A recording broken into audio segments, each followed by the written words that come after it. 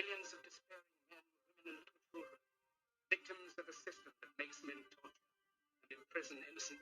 You cannot shake hands with a clenched fist. Produced by a nuclear exchange would be carried by wind and water and soil and sea to the far corners of the kingdom of God, the kingdom of heaven. It's one small step for man, one giant leap for mankind.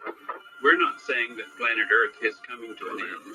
We're saying that planet Earth is about to be refurbished, spaded under, and have another chance to serve as a garden for another civilization. Most of the people in here are just your reflections. They're your mistakes. 1776 will commence again if you try to take our firearms. 1 million of the planet's 8 million species are threatened. You are what you repeatedly do. Therefore, excellence ought to be a habit, not an act. Your lives and the credibility of the United Nations is at stake. I've seen him kill himself. The reason this is such an interesting time is not only because we're on the threshold of the end of this civilization. They're trying to take you out with bullshit. The experience of the past 2 years has proven beyond doubt that no nation can appease the Nazi. To those who can hear me, I say, do not despair. The misery that is now upon us is but the passing of greed. The bitterness of men will fear the way of human progress. The hate of men will pass, and dictators die. And the power they took from the people will return to the people. And so long as men die, liberty will never perish. In the language of the U.S. Department of Defense, these are unidentified aerial phenomena. Roswell's a very interesting place. A lot of people that would like to know what's going on. There is very compelling evidence that we may not be alone. This is the Garden of Doom.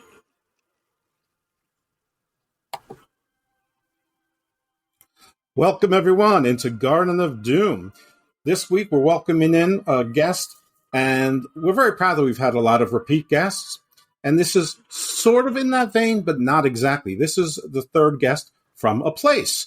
And by a place, I mean a shop. That's probably more than a shop. That's probably oversimplifying it, but Voodoo Authentica in New Orleans in the French Quarter. And as you might remember, and if you don't, you should check out these shows. We've had Mambo Brandy that taught us the basics of voodoo, the show cleverly entitled Voodoo Authentica. A few weeks later, we had Papa Czar, Balthazar, who is a vampire, on the show cleverly entitled Interview with a Vampire. And this week we have Mademoiselle, Camille. I'm having trouble with French already. And she's going to teach us a bit about tarot, like Pharaoh. That's the new metaphor I told myself. So thank you so much for joining us. Tell us a little bit about yourself beyond the fact that you were affiliated with Voodoo Authentica. And tell us about yourself and, your background, etc. Well, thank you so much for having me on the show, Jeff. It's great to be here. You've already gotten such a great start with Mambo Brandy and Czar. And I am a reader at the shop. I read tarot cards. I do work at Voodoo Authentica, so I am a voodoo practitioner, which definitely ties in with being a tarot reader, but it can also its own still separate universe. I got started reading cards. I like to joke and tell people when Duran Duran posters were still on my wall in my mom and dad's house.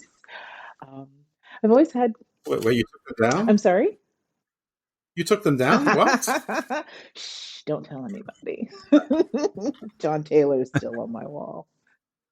Listen to me. I follow Heather Thomas, and Heather Thomas follows me on Twitter, which is like one of my great achievements. And I absolutely had 2 of her posters on my wall during high school, and I wish I'd still had those things. Oh my God, that's awesome! I love everything about that.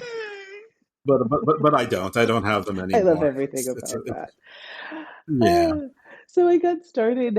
I got started pretty young. I've always been kind of attracted to all things esoteric, which is very interesting considering the way that I was raised. I came from a very, very Christian home, not, overly religious or extreme by any stretch of the imagination. But definitely, excuse me, two people who were very firmly rooted in their Christian faith. Um, my mom's side of the family is from New Orleans, and that really lends itself very, very heavily to Catholicism. And her side, practicing Catholics for many generations. I grew up being baptized in Catholicism, confirmed, made my first Holy Communion, yada, yada. So little did I know that that would dovetail beautifully in with voodoo, but before I digress, very Catholic on mama's side. My father is Baptist, and he was a Baptist minister, and his father before that was a Baptist minister. Yeah, right. But what's interesting about my father, and I kind of maybe attribute it to the fact that he was a Gemini, is, that two minds of things that Geminis, wanting knowledge and intellectual pursuits. And my father was also a psychiatric social worker, and he had done work toward his doctorate, but he had degrees in psychology, sociology, and theology. So while he was this definite Christian who, and there's the meow that you guys should probably get used to hearing, a very loquacious feline. Well, remember what you said pre-production? I think you should repeat it for the audience because it What fit. kind of witch would I be if I didn't have a cat? I did, yeah, Exactly. one who talks entirely too much, but he's probably saying, "You're one to talk." Pot kettle. He wants to be interviewed too. He's He's got got something to important say. things to say, and yeah, if there's time, I'll tell you a funny story about his origin story of coming with me.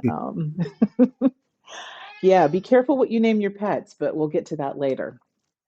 Yes. So yeah, Dad was, very much firm in his Christian beliefs, but also had a very open-minded perspective about really.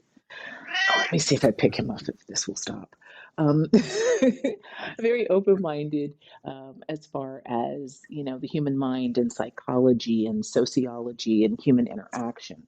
So it was really cool in that I didn't have fire and brimstone and you're going to hell if you wear that crazy outfit you're wearing in 1985 or whatever.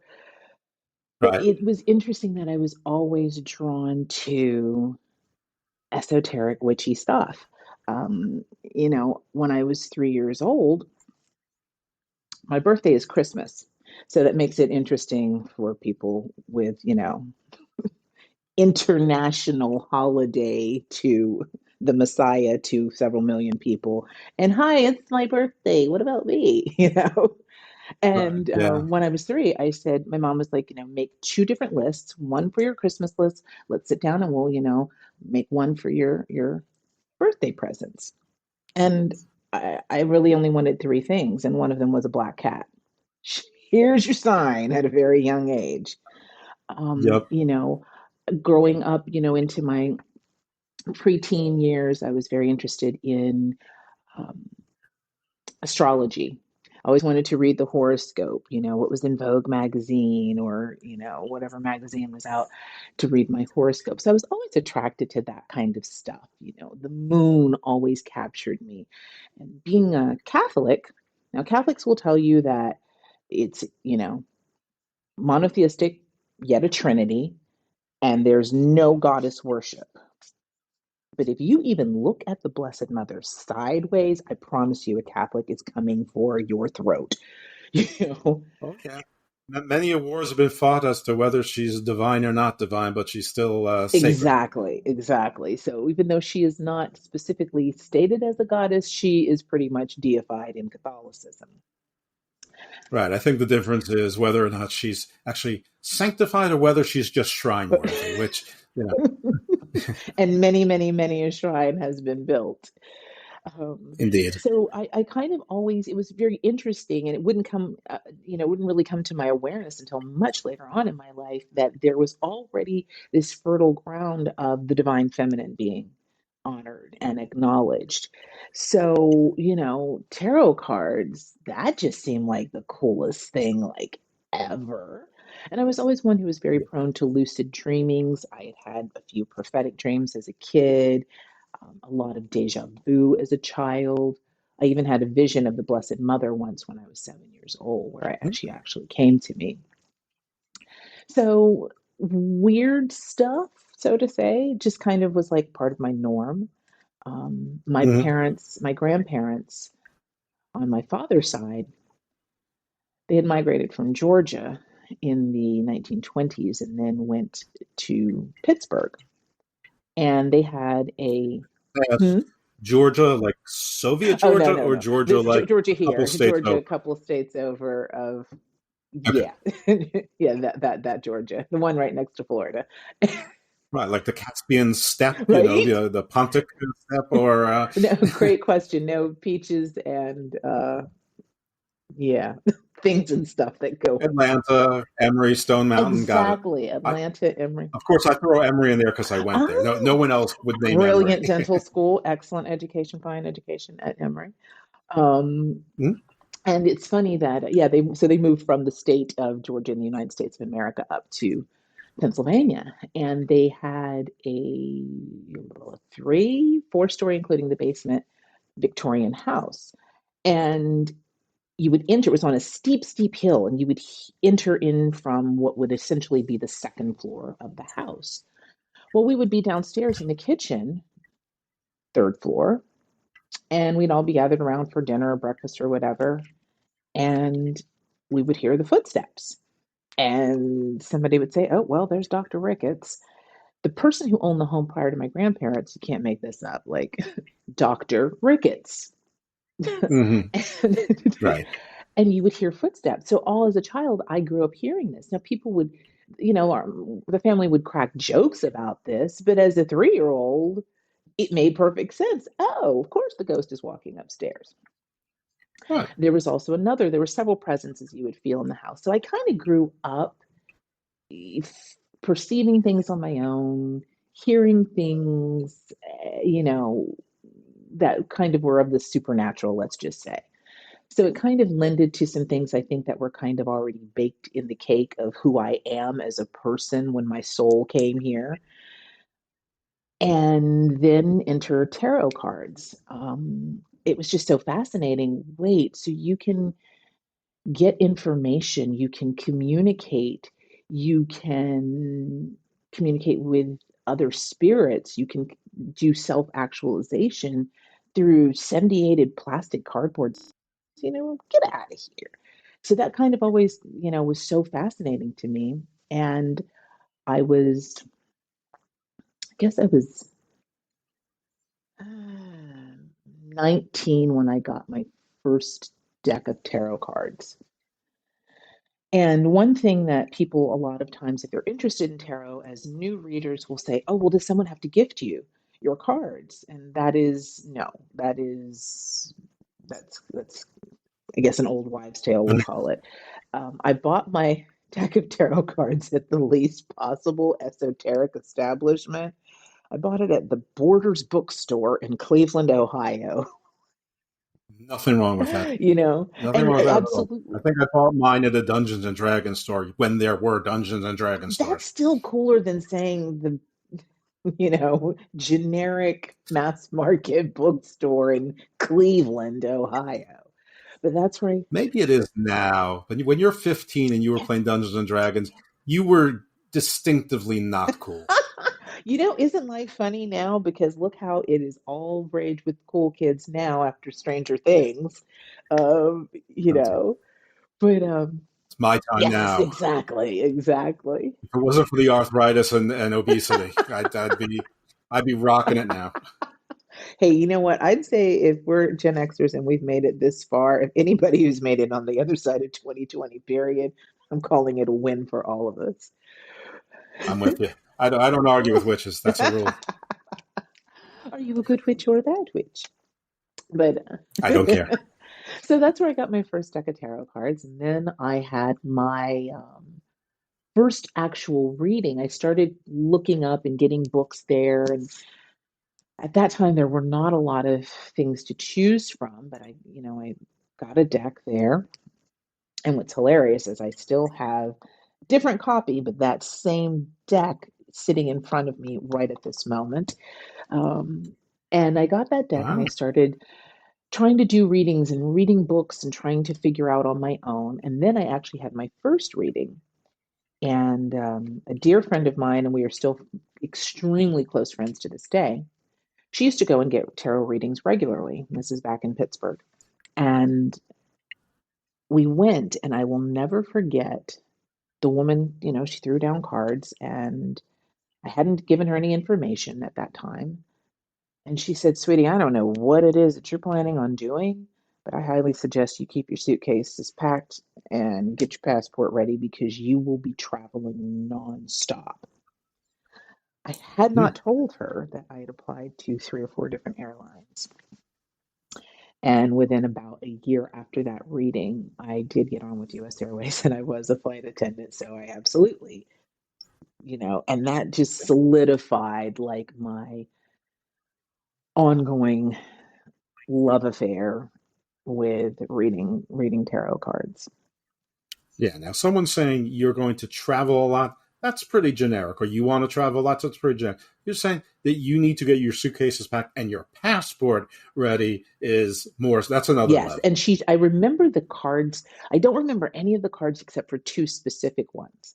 And those cards show up for me now when someone's going to be doing international travel. And it was the Wheel of Fortune. It's a wheel, things going in your favor, depending upon what else is around and what the other cards surrounding it and the context, but also the world card. So it's constant motion and moving forward around the world, the globe. Right. Yeah, so Make sense. it was that just had such a massive impact on me. And I think also because the reader I went to was, there were other things that I know came through, as well as because my girlfriend had gone to this person several times before. So she was really well versed in going to tarot and to have, her cards read and had consistent results with this person. But this being my first out the gate, it was like, whoa, socks knocked off. I am in for a penny, in for a pound. Let's do this. And that was kind of the birth of something that is still the love affair, that is still committed relationship that has outlasted any of the other ones with humans. Um, yeah, still to this day is still reading cards, and I love it. That's great. That's a terrific origin story, but it sort of sounds like you were born into it, that if you weren't going to be reading cards, you'd be doing something in the spiritual arena anyway.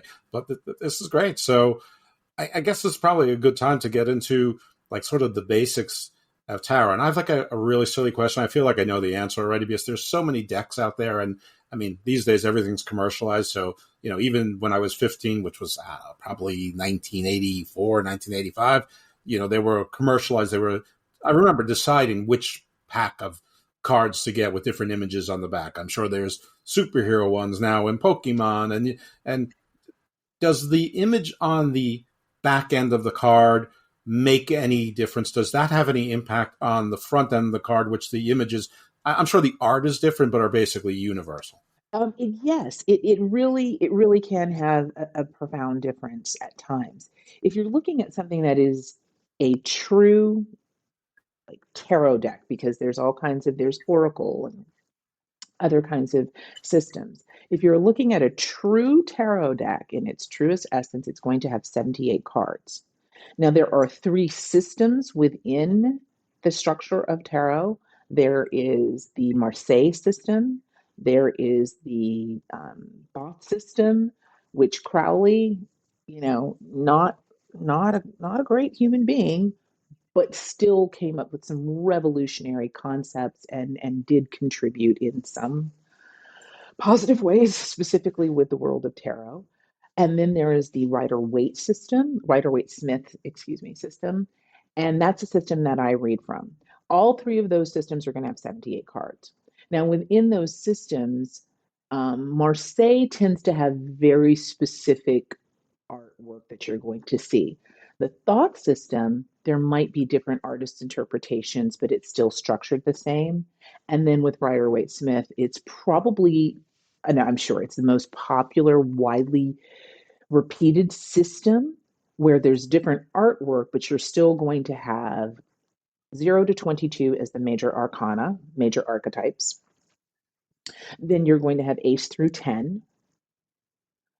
Then with the 4 suits within that ace through 10. And then you're going to have the face cards, page, knight, queen, king. Sometimes those can come under different names, but it's just a matter of semantics. And then you will have, that's it, major, minor, and face cards. So the different interpretations, though, through the artwork can give you a different nuance of how the information can be conveyed to a person. Does that make sense?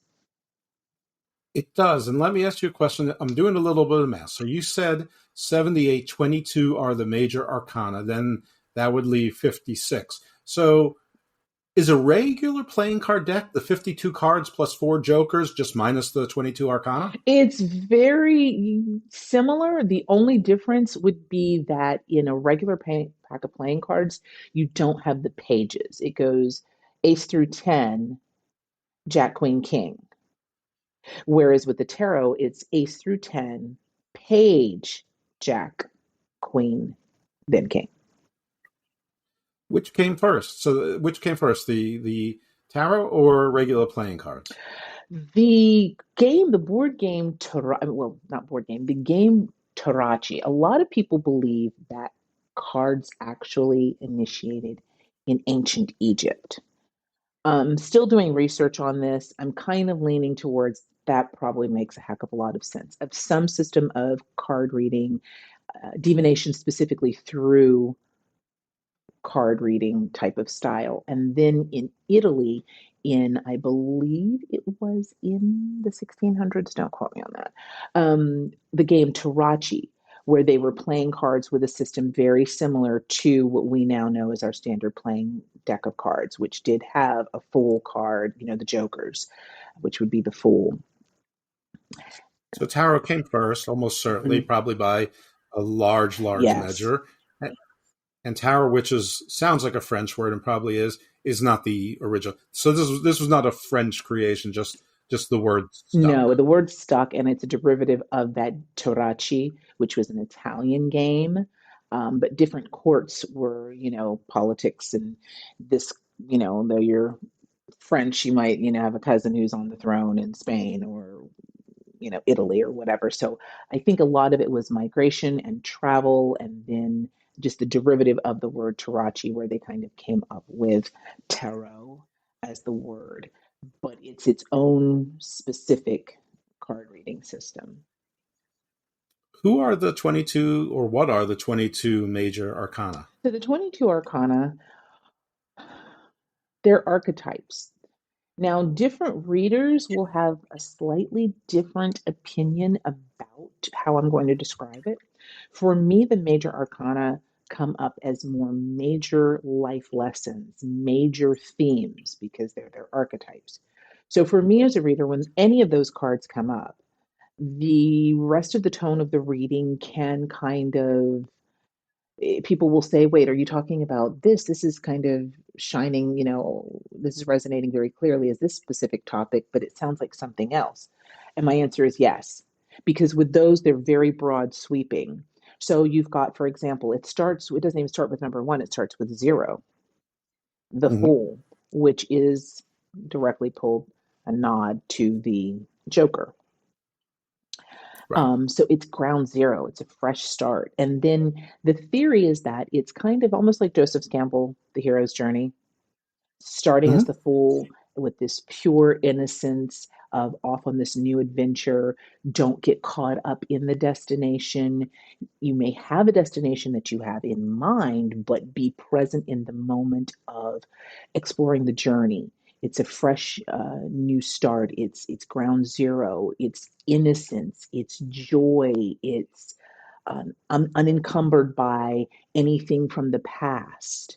It's also, on the flip side of the meaning of the card, would be what lessons have you learned in the past that you need to keep with you without holding any unnecessary baggage? Where are you too naive? Where are you too immature? Those kinds of things. So a lot of meaning can come up within one card. And then the Fool's Journey all the way through to the last card being the World card, the full culmination of this long journey, different experiences, some pleasurable, some not so pleasurable, but that's life. And full circle with the World, Major Arcana 21, to then restart. So I tell people, don't think of it as just like a circle going round and round, because if that's the definition of insanity. But it's a concentric circle and now we're back to zero of the Fool. So it's constant human evolution and growth, Luke Skywalker. It's like the golden ratio. Yes. Yeah. So okay, so everything's math and everything's astrology as well. Yes, and that definitely pulls in with tarot, math, and it's mathematics and astrology. Now, most everything I know about tarot, which makes me an expert, is of course from James Bond: Live and Let Die, where Jane Seymour with two different color eyes, and everything is the lovers. That's really the lovers. Death, and of course the devil and the death card. Right. Right. Every show of Impact has to show the lovers and death. Yes. But my understanding is that death doesn't necessarily mean death, and the lovers doesn't necessarily mean lovers, and the order of the cards and whether they're horizontal or vertical where they're placed. I mean, this is going to sound horribly ignorant, but it's like when they're placed, there's an order that they go in, and it's almost like hopscotch, but in two directions. It's like it's almost like you're building a shape. I wish I was better with geometry. What's crazy is the way that you're describing it is how I read, which most times if I have another reader sat before me at the table, where I have to tell them, don't look for, like you're saying, the kind of the hopscotch. That's actually a specific phrase that I use, word that I use. Most readers are taught there's a position. There is for a position, and you place each card individually in a certain position. And depending upon where that position is and what card falls in there is how you read the narrative that flows through. So there's going to be present. The kitty corner card, and there's a Celtic cross, which is it's probably the most common of all tarot spreads. So it's 10 card spread. You lay down the first card, and most people read that as either the significator, and you pull a card that represents the individual, or you just start with, this is where we are, this is where things are beginning of this story we're going to tell. Then the kitty corner card, what influences either positive or negative. Below, the foundation of things that's going on. The card to the left, things in your past. The card above, what's present or weighing on your mind right now. The card in the future, near future, and so on and so forth. And even within that rigid structure, there's still people who differ opinion about, does the bottom card underneath the significator card, well, does that mean what's keeping you grounded? Or does that mean something that's supporting you?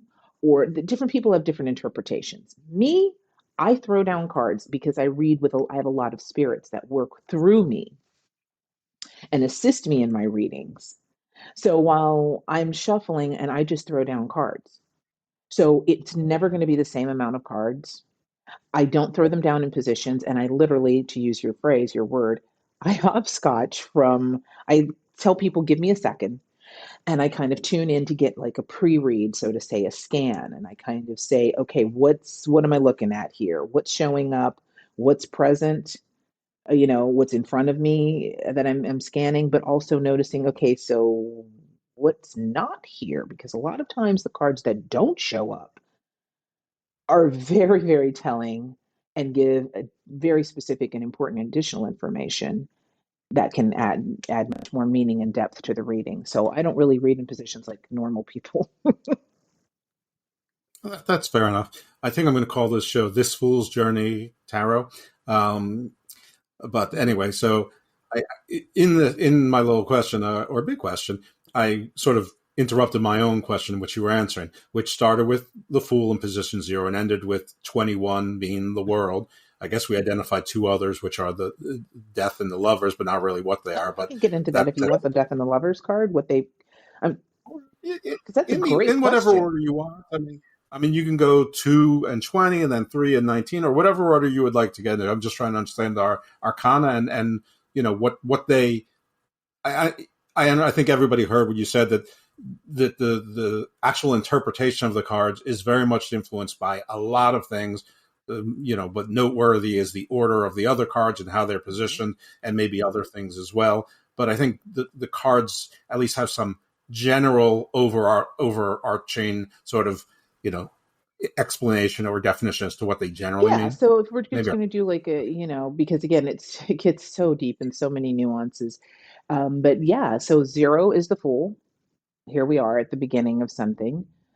Again, don't get caught up in the outcome, even though you might have a specific destination that you're working toward. It's being unencumbered by the past. It pulls on, innocence, naivete. And then there's the Magician, number 1. It has a lot to do with clarity, focus.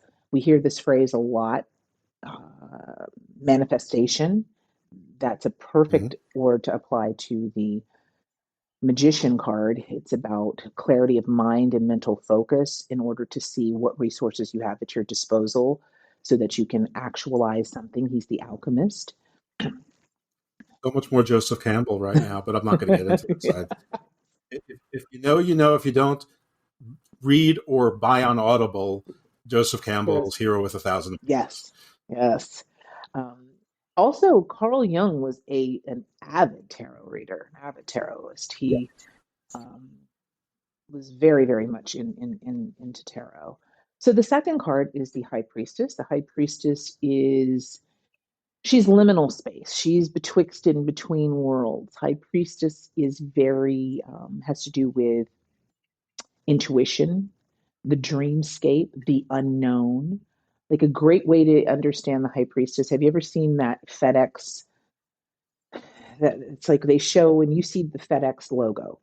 There's purple and orange FedEx. In between there is a large, massive white arrow. Right. Which once you see, you can't unsee it, but you haven't seen it. The High Priestess is the first 1,000 times you've seen it, you didn't notice exactly, and that's the High Priestess. She's that noticing what is not obvious to most people, but you have to be. It's a card very much of pausing and in stillness with a specific intention of noticing and having it rise up to the surface of what's less obvious. A lot of times the High Priestess will come up for me with guys who've done special ops stuff. High Priestess, Knight of Swords. Oh, I know that's in the, High Priestess, Knight of Swords, Emperor. That combo, any of those are going to be like, yeah, that's I could ask you, but you'd have to kill me if you told me. And that just actually happened a couple of days ago with Never Kill a Witch. It's bad karma. Bad karma. So number 3 is the Empress. She has to do with more things that are maternal, matriarchal line, creativity, whether that's creating a human baby person or creating, the best homemade red beans and rice. But she's creation. Nurturing. She also, on the other side of her, has to do with setting healthy boundaries so you're not being drained too much. The next is the Emperor, Roman numeral 4, and the Emperor is more patriarchy, fatherhood, paternal things, more alpha male. He has a lot of Aries energy, so very vivacious, dynamic, bold, assertive. In his not so good side, then he's overly demanding. In his positive, he's commanding respect. In his negative aspect, he is demanding and extremely hot-tempered. Card number 5, the Hierophant. Hierophant has the Pope on it. The Hierophant has to do with very rigid structures, dogma, hence the Pope. Has to do with chain of command, hierarchy. So sometimes that can be come up as someone who is deeply religious. Sometimes that can come up with something that has to do with the corporate structure. Again, hierarchy and that chain of command. Some people read that as faith. For me, not so much. High Priestess is going to be more one of the cards, more of faith. But that's because I'm more spiritual into esoteric things than dogmatic religion, even though a lot of my foundational things pulls on that firm Catholic upbringing, Christian upbringing. Sort of institutional establishment power. Yes. Number 6, the Lovers that you mentioned. The Lovers is so much more broad than what the word is. The Lovers is, now if you're reading for someone and they're specifically asking, hey, I'm getting engaged. What do I need to know in order to make my relationship, more successful? Or how can I show up? If you're looking at that, then it is what it is. Sometimes, a cigar is just a cigar. But the broader context of what the Lovers is talking about is partnerships. It's ruled by Gemini. So it has to do with partnerships where head and heart. It has to do with communication between two. It's long-term commitment that we need to think through very clearly while blending emotion and practicality. Excuse me. So that could be the partnership at a new job. That could be a partner that you work with. The 7th card, what are we on? 7 is the Chariot. Chariot has to do with willpower, personal will. It has to do with navigating through things, even when you don't see. It's kind of a poem similarity to the Fool. If I don't know exactly where the destination may be, but I can't get off. What is the course? What is the track? How do I stay the course and not get sidetracked? Or if I have been sidetracked, how do I redirect and get back on the proper path for me? Card number 8 is Strength. Now, some decks represent 8 and 11, they flip-flop. Some say that 8 is Strength. Some say that 8 is Justice. For me as a reader, I don't care what deck I'm using. It makes more sense, and it just rings true for me that card number 8 is the Strength card. It's usually the one that's pictured with a woman with a lion and her hand right at the lion's mouth. It has a lot to do with knowing when to tame the beast and when to let the beast loose. That's a very Egyptian image. Yes, Sekhmet. It pulls on very like the Egyptian goddess Sekhmet, specifically that energy as that divine feminine energy of, mess around and find out kind of a thing. But knowing when to harness that. His angry avatar was like either a woman with a lion or like a woman who turned into like a lion, like a were-lion. Yes. So it's very much that card of knowing your own power, knowing when to be assertive, aggressive. Sometimes that is very appropriate to be. It's also very knowing when to like cool your jets. It also, for me, has a lot to do with courage and vulnerability. And Brene Brown is a very, very fascinating lady with a lot of letters behind her name, who does specific counseling with the VA and combat veterans. And as she says, you cannot be courageous without vulnerability. So it's finding that balance in between. And strength sometimes has to come in a different way as opposed to what we think of as that assertive, outward assertive, demonstrative action. I have a question back to the title Hierophant? Hierophant? It had to do, yes, about the Pope. Now, is this specific to the Pope, head of the Catholic Church, or is it any head of any sort of strict religious caste? And I'm asking this for a reason. Generally, in my head, I'm trying to roll around and figure out when this form of interpretation originates. So we have a chariot, so we know it was after the Scythians invented the chariot. We have a symbol that I'm interpreting as Egyptian, maybe not, but at least influenced by it. So post, that sort of being known in the greater world. But if it's the Pope, if it really is specific to the Pope as opposed to just a high priest, not to diminish that, but in this context, there'd have to be a Pope, and the Pope would have to be, the demonstrable head of the biggest church, which probably didn't happen until, somewhere between the first or second century, Common Era. With the Pope the Hierophant card does not have to stand for the Pope. But if you look at the image on a standard Rider-Waite-Smith deck, it is going to be an image of there he is with his big pointy hat and two cardinals or two people bent down in supplication, and he is holding two keys that are crisscross, meaning he is how you get to solutions. He is the one who opens up or gives you access with regard to power structures. So it can represent, a CEO or a larger corporation, the entity itself, not just the person who is the head of it. But is the image itself distinctly Christian, yes. Or could it be any? It's represented. It looks very Christian, specifically Catholic, when you look at the image, but it does not have to be. It could be, No, I understand I think you did a great job on representing what the card could represent. Again, you're actually answering my original question. I've just been rolling around this separate exercise, which maybe or maybe not we'll get to, and may not even matter. But I'm just trying to figure out sort of like when this came about, or at least when it didn't come about.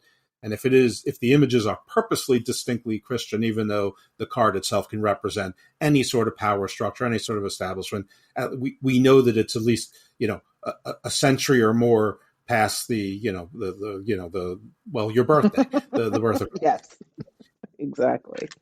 Which there's debate on that. He reads much more like a Pisces than a Capricorn, but I digress. I understand that's probably really, but we need not go down. I'm sure you are more well versed about the details on all of that. That's something that I would probably like to pick your brain about. I would say my knowledge of most things is sort of like somewhere between kiddie pool, but where you can comfortably stand and walk.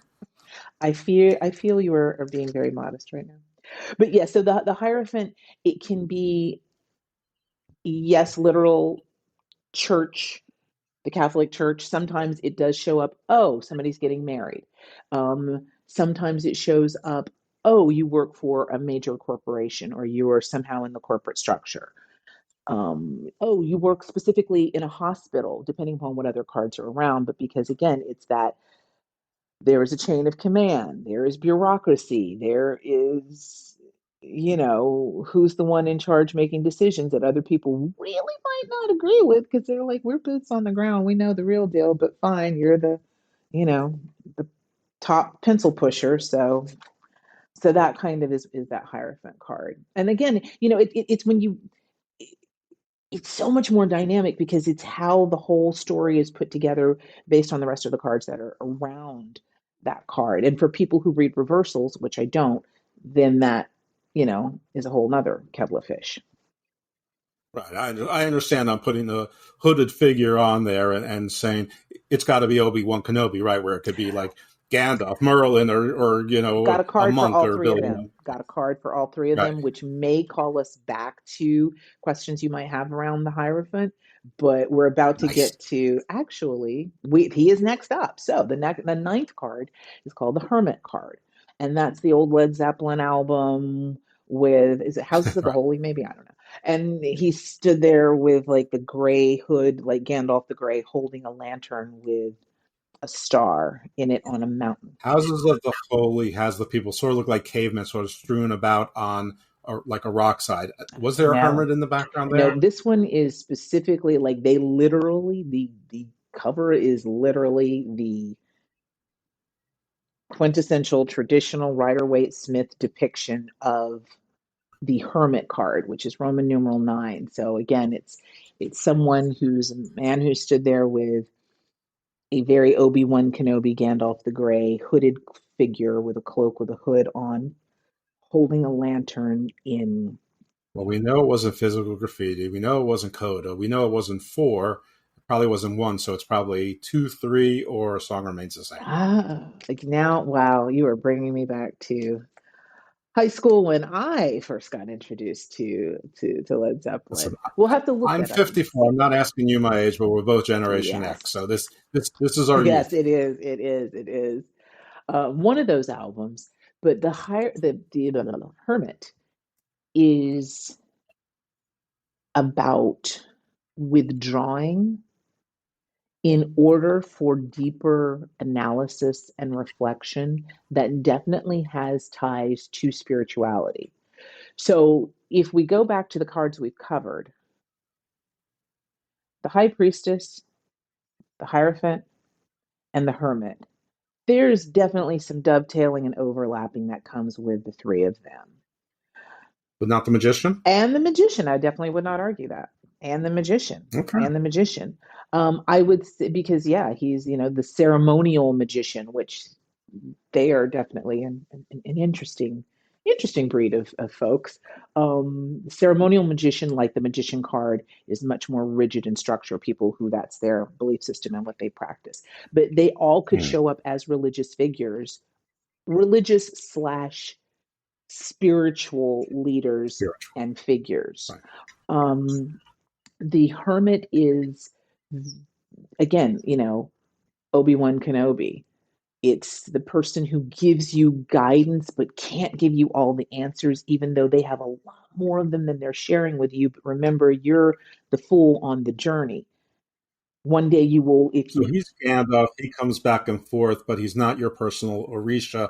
That might be more the Magician, but less helpful. We were going to slide into Orisha, if you're looking at Orisha, for me as a reader, the Hermit is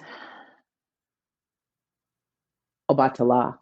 Obatala, just like on the Hermit card, if you look at the very bottom of the picture, he is standing at the top of a snowy mountain. Misty Mountain Hop.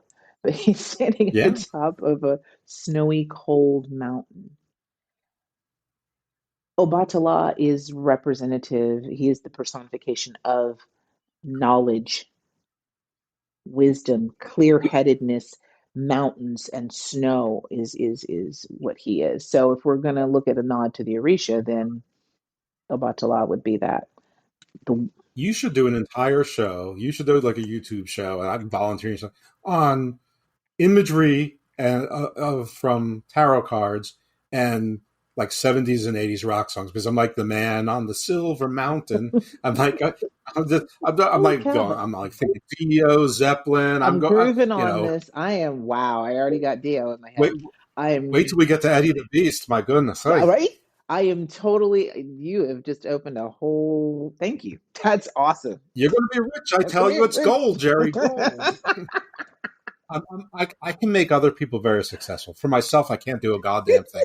But that is freaking awesome, man! Like, wow. Maybe let's talk further about that, because that's. I'm telling you, you're better off on your own. Once I give you the idea, it's gold. If I'm involved, it'll like turn to middling or worse. That's freaking awesome. Yeah, my little ADD brain is already down several rabbit holes of. I'm loving that. So yeah, that's the Hermit card, is needing to, and sometimes the Hermit people will show up. They tend to be very, if that's a card that represents the individual, they are more mature. So it might not be their chronological age, because he stood there with a gray beard and mustache. He doesn't have to be. He can definitely be an elder, but it's someone who they might be, 7 years old, but they come across like a grandma or grandpa, this, old soul. So it's needing to remove distractions in order to find the guidance that you need, which could be within, or it could be a more mature person outside of you. Number 10 is the Wheel of Fortune, which is an interesting name. Sometimes you're the windshield, sometimes you're the bug. It's rolling with the punches a lot of times. What does Wheel of Fortune, good luck? Well, what the heck does, sometimes luck, like Lady Luck, can be fickle. So it's learning to navigate and to roll with the punches and to move through things.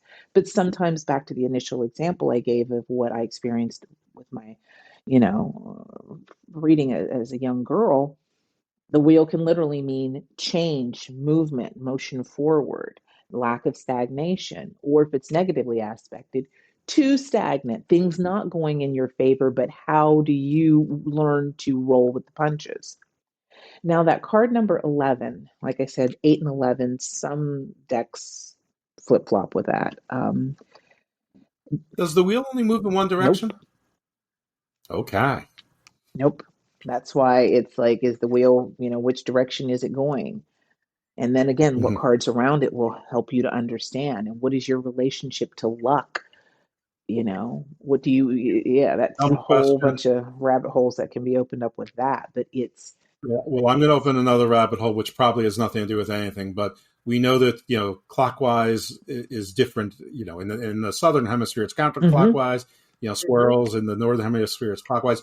Does the reading of the Wheel of Fortune card, is it different in the southern hemisphere than the northern hemisphere? Do they sort of reverse interpretations, or no? To the best of my understanding, any of the people that I follow who are from Australia, it's not so much on the hemisphere. The hemisphere would be which way, for people who read reversals, is it up or is it down? Is it right side up or is it reverse? I don't read reversals in my readings. I let the rest of the cards show me how a card is aspected. Is it the upside or the downside of it? We just started something where we could change the interpretation based on the hemispheres and start a whole subsect of reading tarot. I'm gonna have to think about that with whether you're on this can be in the book. or the other one. I'm still down the rabbit hole of relating it to music and rock cards. I actually have a little dictionary, a little glossary that I have because I hear things. I'm more auditory. I hear more than I see visions when I'm doing readings or esoteric things. So I have my own little glossary of songs and what card is represented. But just, you kind of opened up a whole different way of looking at that. You've been preparing this your entire life. I've been waiting for this my whole life. Rock and roll tarot. That's what I mean. Yes. Oh gosh. So card number 11 is the Justice card. It's literally in a standard traditional deck. You're going to see Lady Justice, seated there with scales in one hand and a sword in the other hand.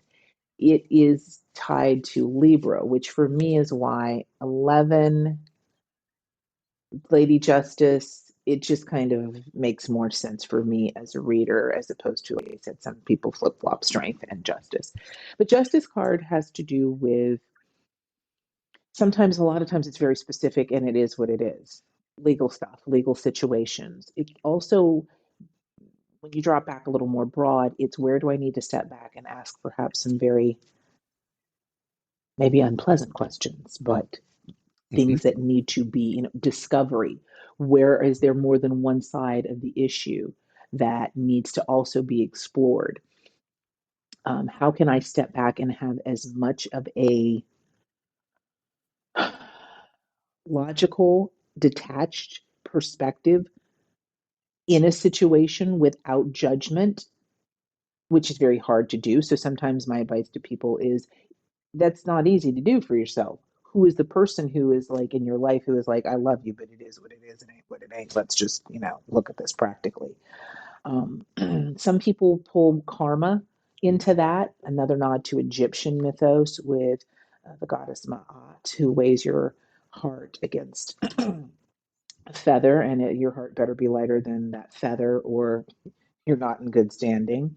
So, again, though, just very practical, logical. Sometimes it comes up as legal paperwork. Again, just looking at the justice system, other cards on the table. Oh yeah, dude, you're going to jail for that one. Justice, 10 of, 8 of swords, 10 of wands, like you're going down, buddy. Card number 12, the Hanged Man.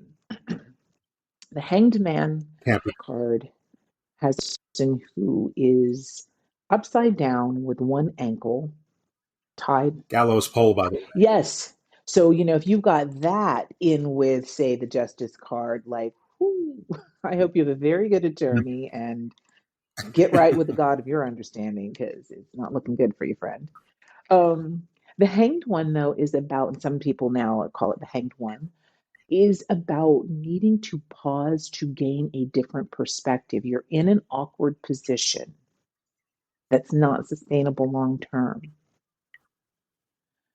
or perhaps Yeah. maybe putting yourself in an awkward position. Enlightenment cannot come without discomfort. That's why the hanged man has this bright corona around his head of, aha, oh, shit, I get it now. I'm in this awkward position. I've been kind of, either forced or by choice, looking at things from a different perspective that gives me a whole new way of looking at things like, okay. It's a nod to Christianity sometimes, especially if someone has, say, back to our boy, the Hierophant there, if someone I know has a deeply steeped Christian faith, getting in touch with Christ. If you are from the Norse, if you're, associated with Norse mythology, and sometimes, they, more often than not, different gods and goddesses from different belief systems call you more than you calling them. But it's a nod to Odin, who hung upside down from the tree of Yggdrasil. And just when he was, so it's a big, big, big nod to surrender. Sometimes, depending upon what other cards are coming up, somebody needs to go to a meeting. Somebody needs to visit their local NAAA and, look at the big book. It also can be birth. He's upside down and he's got a crown at his head, the corona, crowning position for birth. So again, depending upon what cards, it can be a nod to someone who's pregnant or the birth of their children. The next card is card 13, Death. The one that, yes, as you mentioned, Live and Let Die, which actually, there's a scene from Live and Let Die that was shot in front of Voodoo Authentica. The jazz funeral, it was shot directly right down Dumaine Street. I tell people Voodoo Authentica, it's the real deal. So if you're in New Orleans, Oh, go to Voodoo Authentica, check it out. so many If you're on a television corporate shows. retreat, bring all your friends. Yeah. Rent the place out, bring like 80 people there, pay them and tip them. Yes, and yes, please. A lot of television shows that and movies in current day have been filmed there. Vampire Diaries, originals, a lot of stuff that gets filmed in there. But death card, it is metaphorical death. Now, I'm not going to say it can't mean mortality. That's a big thing that I leave for people. I am not your mama. I am not your guru. You do whatever you want to do. Just know that, actions do have consequences. I do not predict death. No one knows that. How many people have made a miraculous recovery? How many people do I have, and one person in particular that I know who had a very, very unkind physician say, oh, yeah, you're not going to recover from this. And bam, they took a bobsled to the grave in record time. There you've got, you've got about, 6 months left. In 2 months, they were dead. Be very, very cautious when you use the cards and how you deliver information to people. And this card is one of the biggest cautionary tales, if not the biggest cautionary tale. You have a responsibility, in my opinion, as a reader, to behave with common sense and a sense of moral code and ethics. So the death card is about massive change that may feel like a death. If you, for example, when I stopped being a flight attendant, it was not by choice, it was because of a bad accident. And that was a massive death that I grieved the loss of.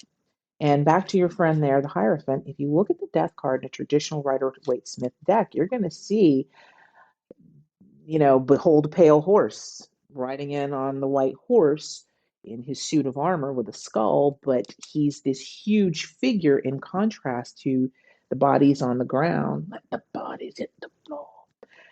And then your friend, the Hierophant, is there for all of this position and power and wealth and, command and control.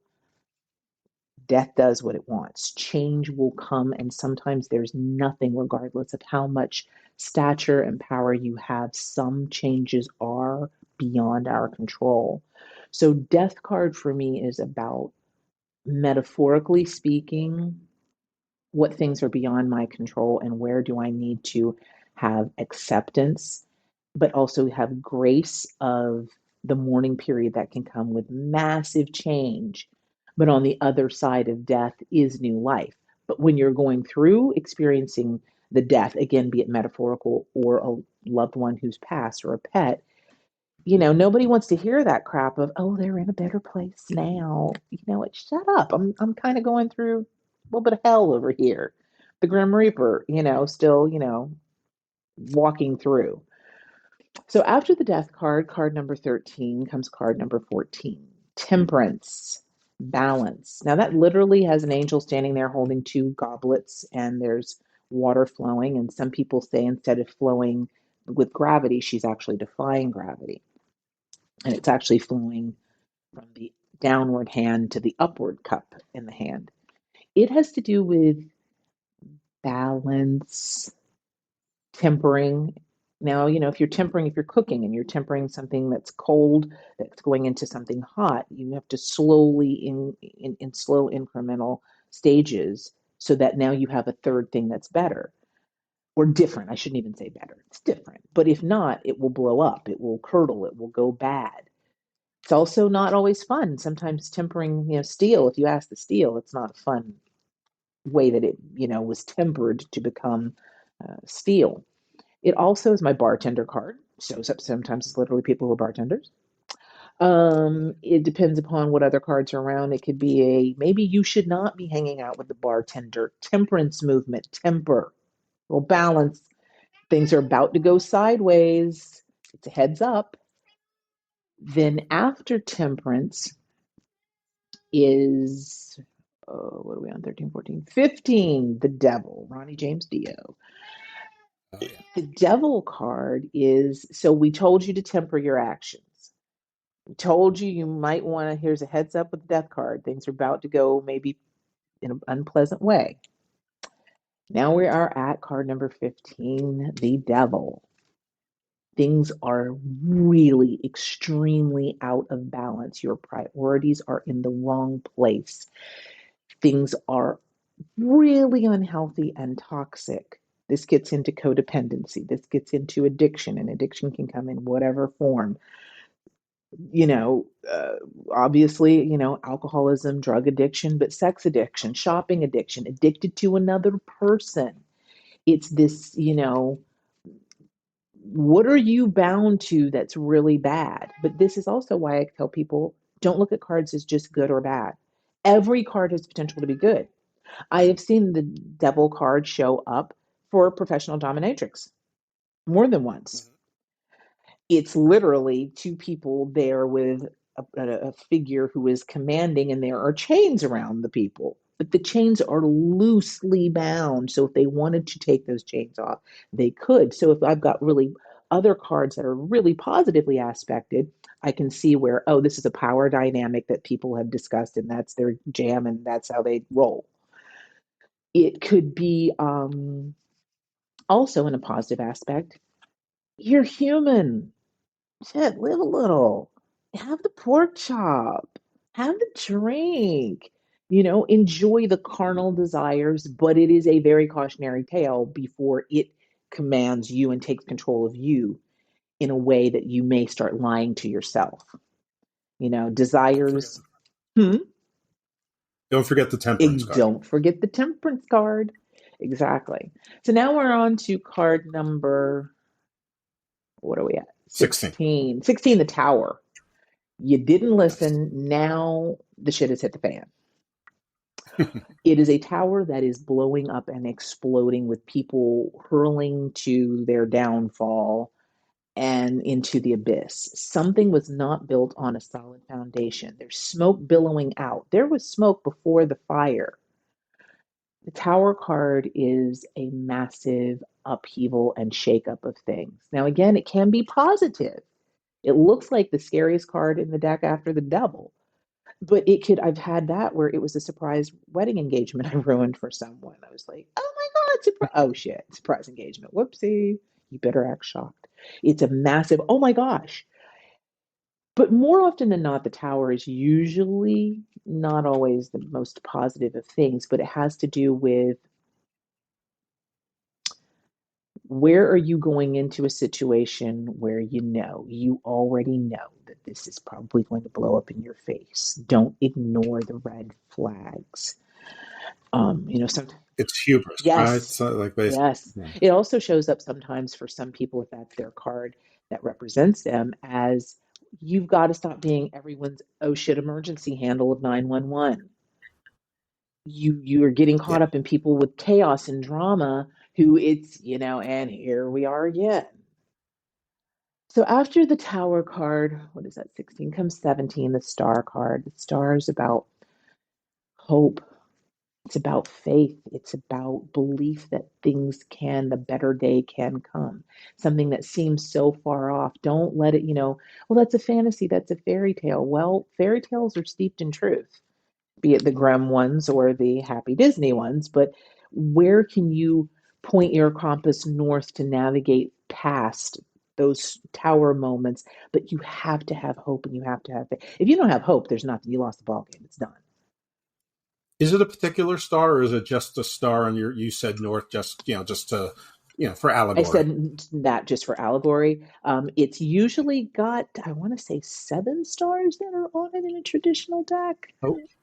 Is it the Seven Sisters? And it is the Eye of pull to that. It is pull to that. Absolutely. There's a deck that I have actually called the Universal Goddess Tarot, and it is the Celestial Seven Sisters in the constellation.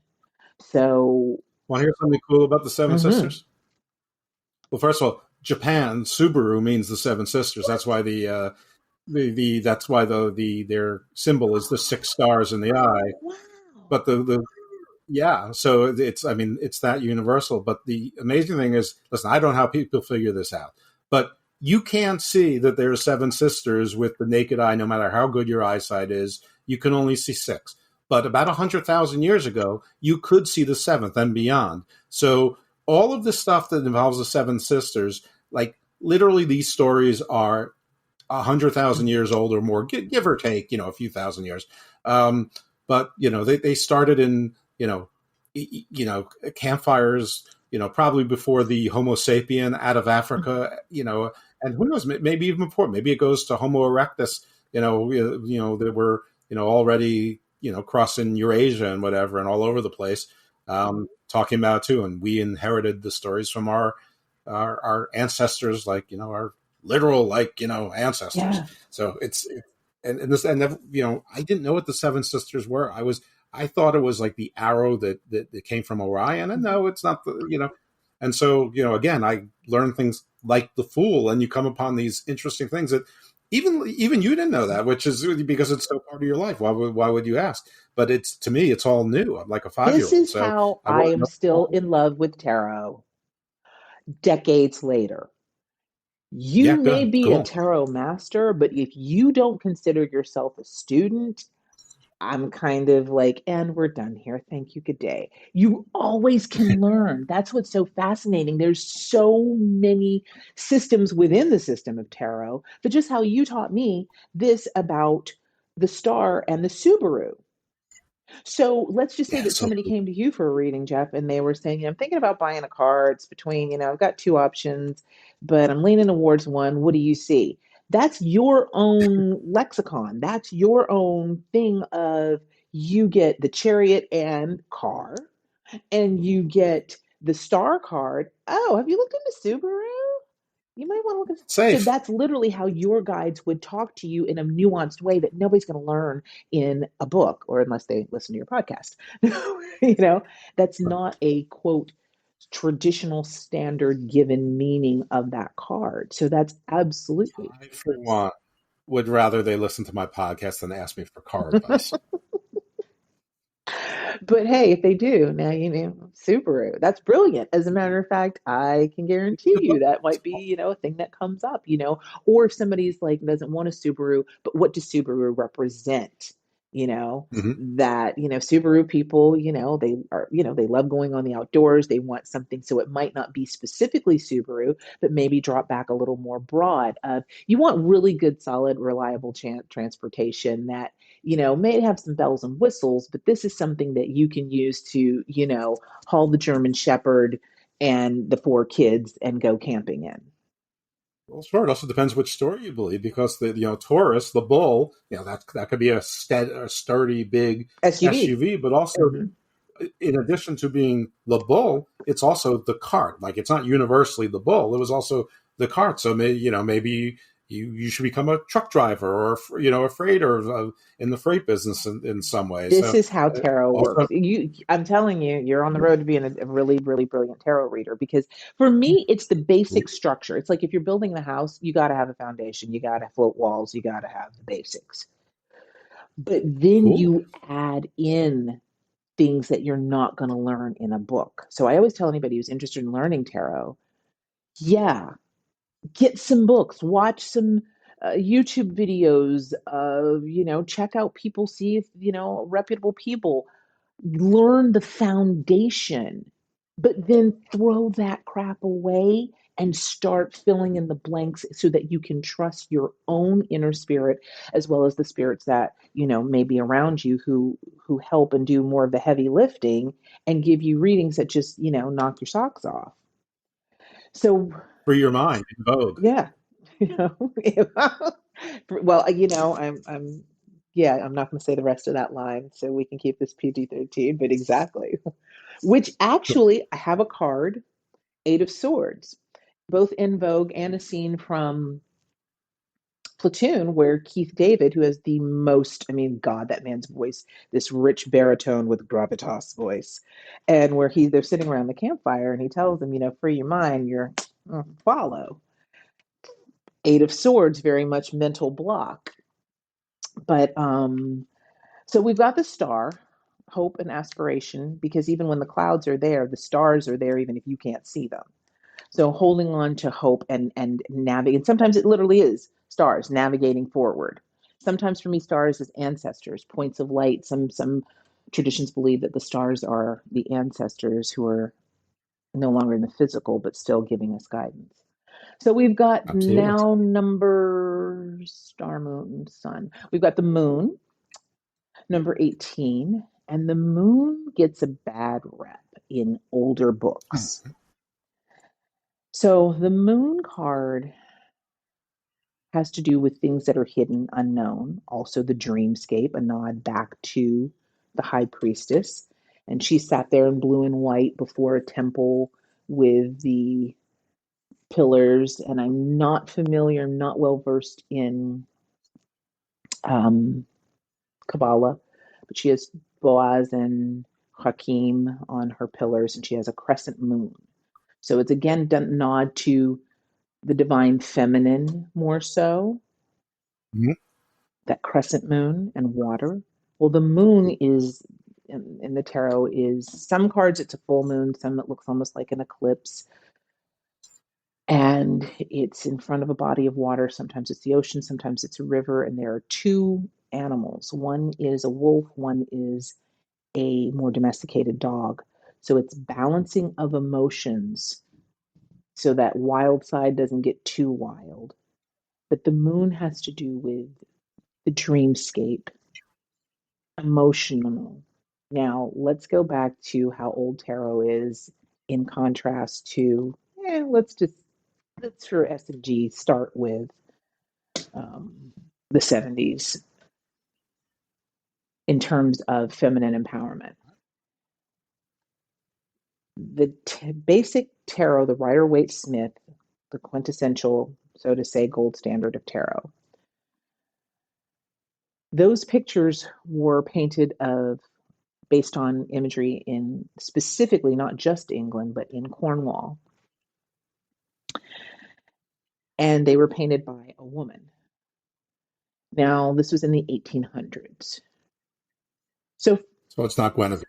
So it's not, some of it was very near to Boscastle and where they say the Arthurian myths, legends, myths, truth, if you dare. Right. The moon, especially if you're coming from Celtic mythology, is more associated with the divine feminine. So the moon, woman's moon cycle, menstrual cycle, has to do with more feminine. And the moon has to do with lunacy. Oh my God, she's hysterical because her ovaries have made her just a crazy, hysterical woman. So the moon card in most traditional books gets a very negative connotation. Do you think the werewolf is really just a spin on that same idea? I think there's a hell of a lot there with that. I think I think that there's a very strong, if not rock solid, yep. Like at some point when the serpent went from sort of like the Eastern tradition to what we call the Western tradition, but really, is way beyond that. And I think it's around the same time we went from being hunters gatherers to sort of being more like farming agrarian and sort of sedentary, and the men didn't have things to do during the day to hunt and roam around for 3 or 4 days at a time, and they decided they need to take control. I think right around then the serpent turned into the bad guy, which became synonymous with the woman. I think that's right around when the woman became the boogeyman. Yep. And what's interesting, back to the Lover's card that you mentioned, in a traditional depiction, there's a man and a woman stood naked in a garden with an angel above them. And the woman, let me look through to make sure, but on one side there is, on the side where the woman is, there is a serpent with what appears to be an apple tree.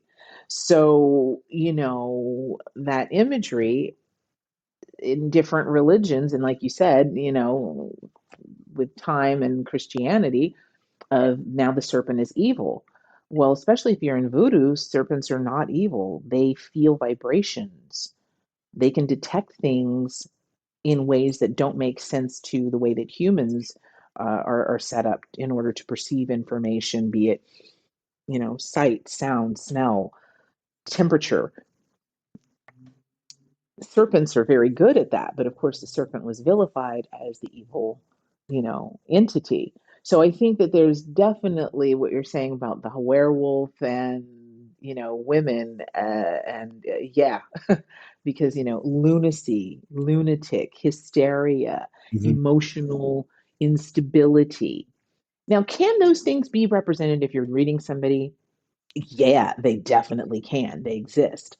But for the majority of books, I'd say, honestly, before the probably 90s books, you're going to see that the moon card is heavily slanted towards something very negative, whether you read upright or reversal. But what else does the moon mean? Romance. Nighttime. Sometimes it literally, again, a cigar, sometimes it's just a cigar. Sometimes the moon comes up, oh, you work third shift, or you work night, or you're moonlighting. Go out on a romantic dinner. Getting in touch with the depths of your feelings and emotions, not hiding from your emotions, handling them in a proper way before they take control and they're handling you. Honestly, the moon comes up big time. I live in the Crescent City. So things will be much more intensified or specific based on what's going on in the reading. If somebody gets the moon card, it's like, oh, you are having way more intense dreams. You're having psychic things. We might need to talk about some spiritual cleansing you might need to do because you were wide open, perceiving energy. The moon card can have to do with, I don't like to get into health readings. As I tell people, there are no letters behind my name. I cannot diagnose anyone with anything. But yeah, it definitely can come up as, say you've got the moon and say, moon, let's go Two of Pentacles, Temperance. Give me a second here. Sure, take your time. And Tower. There are no letters behind my name. You may be dealing with somebody who is bipolar.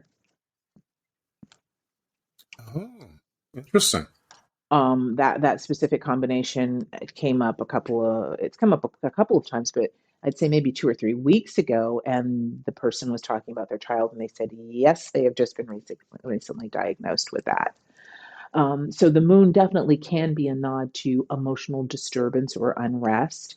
It can have to do with, like I say, if people come in for health readings, I give them that standard disclaimer every time because it's true. But I will say, how's your monthly cycle? Keeping track of your monthly cycle, or when's the last time you had a GYN appointment? Might be time to go in and get things checked out. So, people who are getting pregnant, start tracking your period, start paying attention to that, and work with, a gynecologist or an OBGYN. Well, tides also, does that play into it? Can the other Absolutely. cards, it's time to travel, it's not time to travel, it's beware you're in deep waters, it's safe you're in shallow waters. I mean, is there anything that literal, Oh or yeah, absolutely. It it could really? totally be that. If somebody is, hey, I'm thinking about going out this weekend, and say, I don't know, we've got King of Cups or Knight of Cups maybe, and the moon. Are you going out at night on the boat? Watch the tides. Make sure the tides, so that you're planning the best time to, when the fish are more active, or with the star. Make sure that you navigate, especially if you're traveling at night, make sure that you have your navigation properly done beforehand. Your instruments read properly on your boat before you go out at night. So it can definitely be a pull to the tide, or it can be, maybe go out for a romantic dinner or a vacation near the ocean. Let's just say, I don't know, the world, the moon, and I know somebody's going on vacation. um a romantic dinner. Are you guys going by the ocean? Are guys going to be by a lake? If it's going to be in Orisha, it would be Yamaya. If it's a Lawa, it would be La Sirene. Deep self-reflection, diving deep to look at your own psyche. I love all those words and names that you pull out. That's just great. That I'm always so envious of people who can pull out like the actual names of different deities or spirits or the jinn. You are so just out of knowledgeable there. about so many things, Jeff. So yeah, I could learn. I have learned from you a lot from you already. And Yeah, but that's because I'm jealous. That's because I'm small and petty, and I'm jealous of everyone else. So this whole show is my exercise in the laziest way to learn things, is to pretend you have a show and have people teach you things and let other people listen. I got that. I got that. But you were such a delightful and enjoyable person to converse with and to share with. And yeah, so it's a joy. Hear that, Ma? Yeah, Ma, listen up. See what you said? So the next card is the Sun, and the Sun card has to do with healing. Sometimes it is what it is. The Sun. Oh, you going to Florida? I mean, that literally happens quite often. Oh, you're from Florida. You're moving to Florida. Maybe you should travel to Florida, the Sunshine State. Sun card has to do with things that are bright and healing. You are a witch because my mother lives in Florida. Sometimes, as I say, there's no coincidence when you're into this kind of stuff. Incidents coinciding, but no coincidence. Mm-hmm. So the Sun card can also mean someone who is overly, like narcissistic. They have to be in the spotlight. They have to shine brighter. They're good with standing in everybody else's light, but you better not block theirs. It's people who are, again, can be bold, dynamic, outgoing. Sometimes they're overbearing and too much. It's like, oh God. The next card would be, so what are we at? Stars, Moon, Sun is 19. Judgment. So the Judgment card, it is a straight up depiction of revelations, baby. It is people, there are these watery graves or floating caskets with people who appear to be very healthy, looking up, and oftentimes their arms are stretched upward. And there is a massive angel. Now, there's several angels in the tarot. Depending upon what else is around, will kind of give me a nod to who we're looking at. In and of itself, this card for me is Archangel Gabrielle. She's more about, well, anytime she blew her trumpet, it was like, yo, heads up.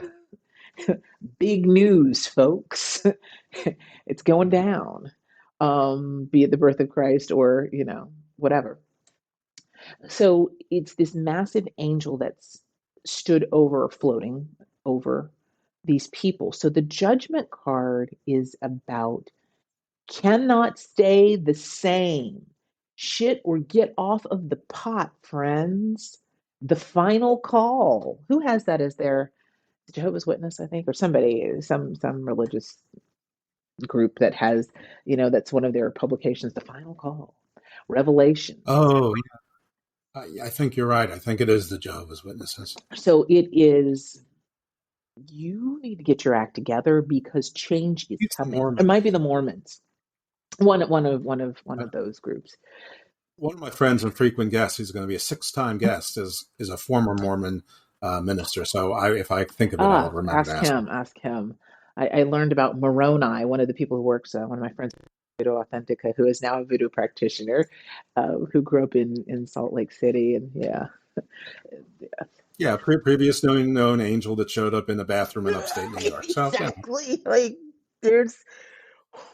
That still kind of flips my wig when she explains some of their. And it worked, and there's millions of people who follow it. So listen, it worked. Crazy like a fox. All I'm saying is my idea of your counterclockwise, clockwise reading of the Wheel of Fortune thing. If I slipped in my bathtub in a hotel in upstate New York and saw an angel that's not named anywhere else, that worked. Why can't this? Why can't it? Back to the Hierophant. Right. Strict order, chain of command with bureaucracy involved. So with the judgment card, it's literally my TikTok Captain Hook. Like, you need to make adjustments and changes while you can. Because for me as a reader, that card is very much, it's like your guides and your angels or spirits or whatever is around you is like, we can only do so much because humans have free will, but we're about to make some things decidedly unpleasant. Wake up. This cannot continue. And sometimes that means somebody's hit the glass ceiling at their job. Mm-hmm. And it's time for them to, like, it's promotion. Sometimes with the judgment card, it's for me, it's use your best judgment. Don't get caught up in judgment of others. Don't get caught up in being overly judgmental of yourself, but use your best judgment of where do changes have to occur for my growth and my ascension. And then the World card, the culmination of it all, tie it in a bow. It is it's the wrap up. It's looking back, what major lessons have I learned that have gotten me to this point? As I now step forward into a whole new experience or a new evolution of my own personal growth and self-awareness. What things can come with me? There's a brilliant rapper who unfortunately died far too soon out of Los Angeles, Nipsey Hussle. And one of his lines is, "Circle got smaller, everybody can go." Where do you need to start making your circle smaller as you go into this new expansion, this new universe that you're of your own personal existence? Where do you need to set some boundaries? It's also the World card. So again, a nod to travel or international dealings. So maybe it's not you're traveling. Maybe there's going to be international business or a contact who is international that can play a part in something. So there's help them in a nutshell. There's the nutshell of the.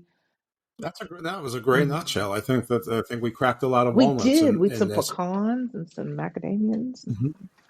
Now, remember when we were talking earlier, when you still weren't sure about me and all that, and you said, I don't know if I can go for more than 45 minutes or an hour.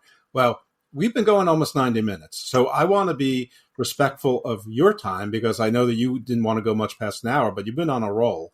You are so right. In full transparency, you are 100% accurate in everything that you said. I guess we got lucky. an appointment that was supposed to be set in stone got canceled, which opened up a lot more time.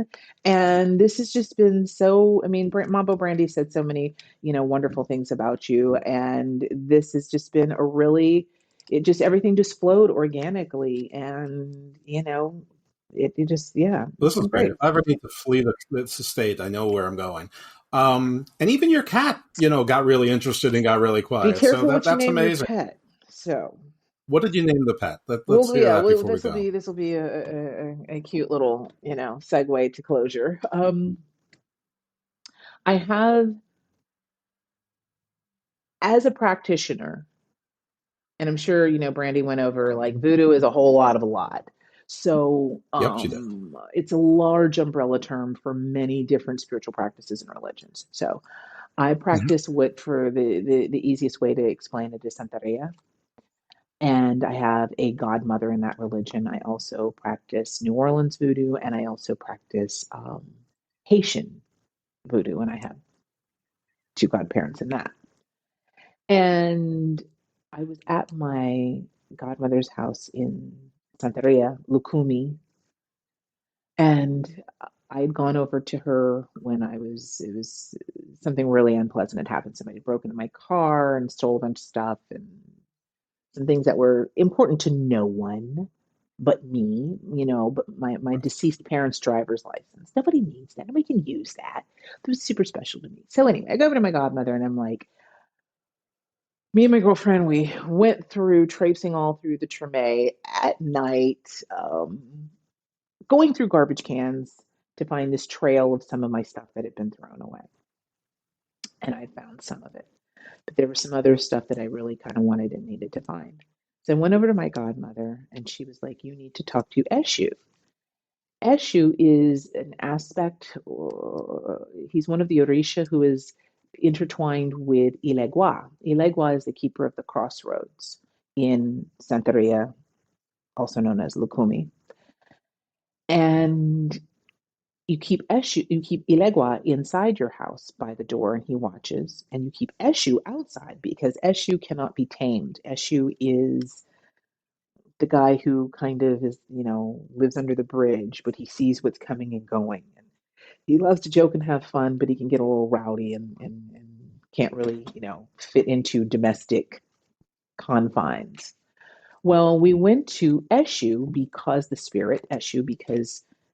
so many of my things we were finding in freaking garbage cans all through the Treme. And we're walking up and down streets, Eshu and Ilegua, roads, pathways, streets, direction, opening things, closing things, answers. And I left her house, and this is the only time that I ever worked with Eshu specifically. And I left her house, and there's this wooden fence alongside her apartment, and this tuxedo cat jumps up on the fence with this, like, a damn banshee mewling. Like, I was like, oh my God, I have never heard a cat so loud. She was like, oh my God, this cat, he is so sweet, but he drives us nuts. He literally keeps us awake at night. I'm like, what? She's like, well, you hear how loud he is. She goes, he can get loud enough that my bedroom on the opposite side of the house, this cat can wake me up. And this is a woman who lived in New Jersey. She lived in, Philly. She lived in big cities. She's like, oh my God. He's like, louder than a siren. So he's like, oh, how cute, how sweet. Hi, handsome boy. So he's walking along with me, and I get to my car, which is parked at an intersection. And I'm like, you are so handsome. You're just as charming as Rhett Butler. My goodness, you are just. So I'm just, ooh, ooh, ooh, and have a cute kitty. So I open up my car door. This cat jumps into my car, sits on the passenger seat, like kitty corner, no pun intended, but pun appropriate, looking at me with the most calm, like in kitten loaf position, like that completely, I know there's no threat of danger. I am comfortably, seated on my throne. Like he's looking at me like, yes, onward, Jeeves, home. I'm like, what the freak? But what are you waiting for? Put the car and drive. Yeah, exactly. Shut up and drive. Right. yeah, so I ended up with, and that's oftentimes pets choose you more than you choose pets. And I really find that honestly with spirits, the spirits, people, I've never known anybody who gets into voodoo and says, "Oh, I'm God, I'm going to practice voodoo," or "I'm going to practice Norse mythology because it's the cool thing." Like, get out of here. And I've seen it go very Right. badly for people who choose to do this when there's not a calling. But these Right. spirits call you. Well, this pet called me, and 5 years later, I have a tuxedo who is finally quietly seated here. But Eshu is the loud mouth, crazy guy from the streets that you cannot domesticate. So it's interesting the power of names.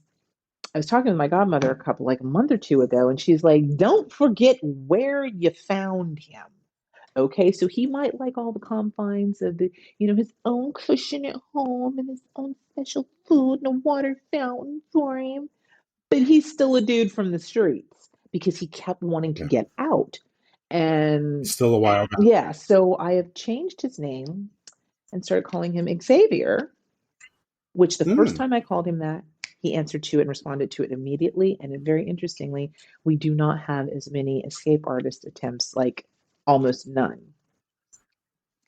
Wow. So yeah, his real name is Eshu, aka Shoo Shoo, but now the name that we call him is Xavier. Maybe you should change his name to Couch Sleeper. Right, exactly, yes. That would be quiet, docile couch sleeper. It's pretty much my name, Couch Sleeper.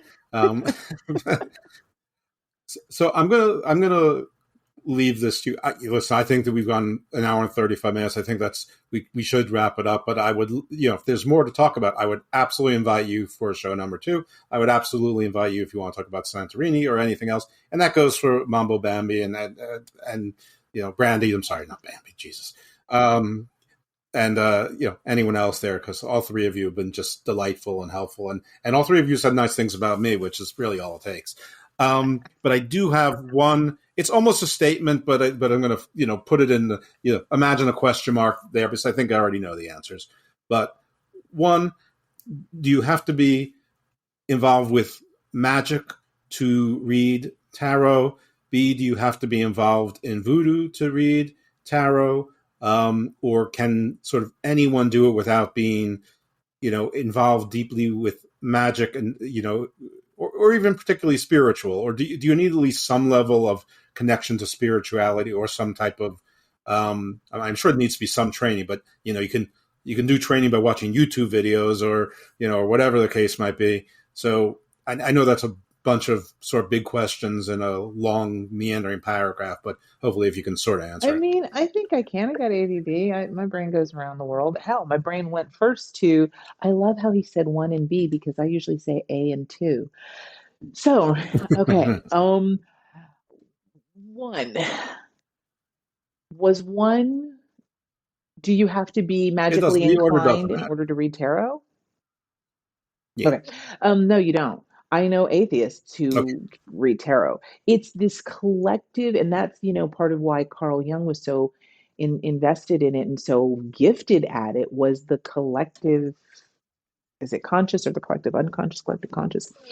Yeah, I think it calls it collective consciousness. But collective consciousness. But I think he really means it's so subconscious, but it's so pervasive, it becomes a consciousness. Thank you. See, thank you. I love it. You're helping to differentiate because I'm like, wait, which one is it? And how do I separate? And I could never remember, id, ego, superego, all of those breakdowns.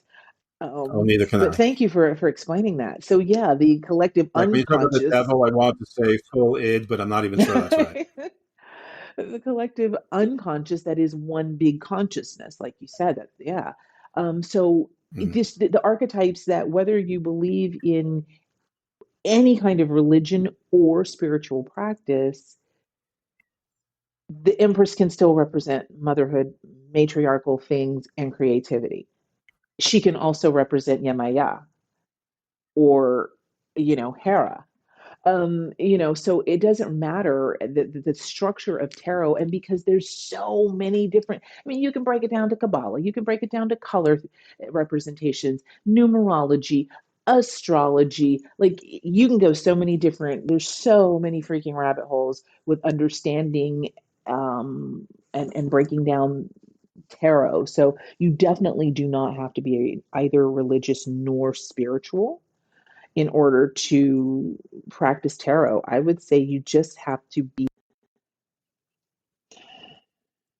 open-minded, and it is highly advised to have some foundation and some structure, and then to kind of put that to the side and learn how to tap into your own intuition, your own, like the Subaru cannot get a better example of how tarot works. You're going to have your own vernacular and lexicon that's going to come that's only going to be specific to you.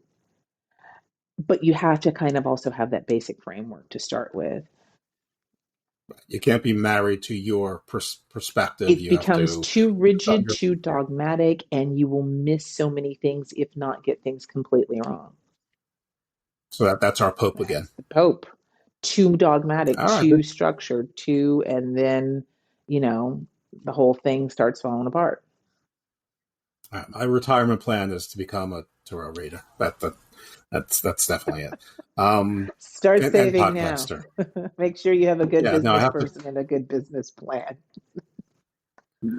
I have neither, so I'll just stick to my regular day job until they kick me out, and then figure things out from there. Hopefully, Social Security will still exist.